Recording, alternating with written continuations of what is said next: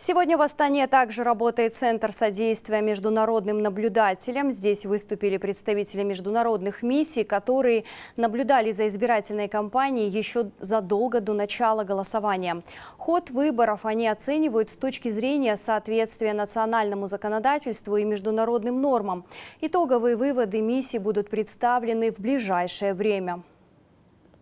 После совершения голосования члены миссии продолжают работу, в том числе будут наблюдать за закрытием избирательных участков и предусмотренными законодательством процедурами. Итоговая оценка миссии ШОС будет сформирована после совершения наблюдения и представлена на пресс-конференции 24 августа. Если рассматривать данные выборы, то президент Казахстана и народ едины. Для того, чтобы подняться на новый уровень, народ принимает участие и поддерживает этот процесс. Мы, как международные наблюдатели, удостоверились в этом.